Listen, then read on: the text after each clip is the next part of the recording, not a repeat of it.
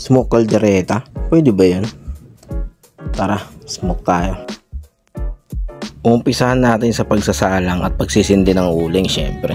Mga bills namin yung ginamit ko pampaapoy. Naiinis kasi ako pag nakikita ako kaya sinunog ko na lang. Ngayon naman maghihiwa ako ng mga aromatics. Tapos mamaya isasalang natin sa ihawan.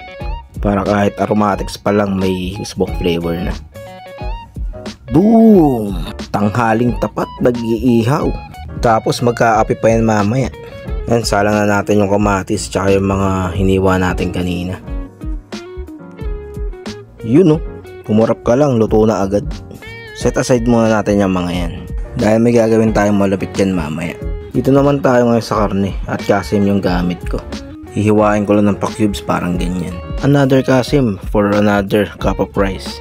Yan, lagyan na natin ng banana ketchup tapos lamasin na natin. Alam nyo ba na other English term ng kasim ay pork butt? Oo, puwet ng baboy. Di ko rin alam kung bakit. Siguro nung unang panahon di nila ma-distinguish kung saan yung balikat sa puwetan ng baboy. Naglagay na nga rin pala ako ng asin, paminta, paprika, tsaka mamasita, caldereta mix. Ayun yung magbibigay ng caldereta flavor sa kasim natin. O pork butt. Salang na natin yung karne tapos balikan natin mamaya pagkatapos ko magkape. Ibi-blender naman natin ngayon yung mga aromatics para maging puree at magsilbing sauce natin. Nagdagan natin ng asin, paminta, tsaka paprika. Naglagay na rin ako ng peanut butter. Uy, success! Ng renong pula. Oo, meron talagang kulay pula. Asukal na rin para sa konting tamis. Balikan naman natin yung karne. Tapos lagyan natin sa tray. Ibubuhos na kasi natin yung sauce natin ginawa kanina. Tapos lalagyan natin ng keso. Parang bake mac no? Tapos haluin lang natin ng maigi. Lalagyan na rin natin ng foil tapos ibalik natin sa ihawan.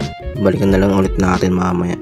Maghiwa naman tayo ngayon ng patatas tsaka ng carrots. Dapat parang french fries yung hiwa ko dito kaso tinatamad na ako. Yan, igisa na natin tong carrots tsaka patatas. Bato-batong kaunti. Uy, nag-magic.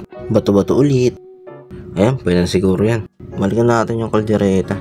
Lagyan na rin natin ng kaunting magic tas haluin natin. Painitin lang natin ng kaunti tas yan, pwede na yan. Sige, tara, plating tayo. Kanin, the calderette, potato and carrots, green onion. Wala, pampakulay lang.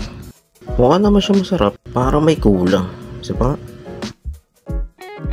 Ayan, ito ang kulang. Hop, isa pa. Ika nga ni Ninong Ray, the perfect bite. Sarap mo, Dodong. Sige, bukusin ko na to. Kung may request kayo, comment lang kayo sa baba. Subukan natin i-smoke. Sige, salamat.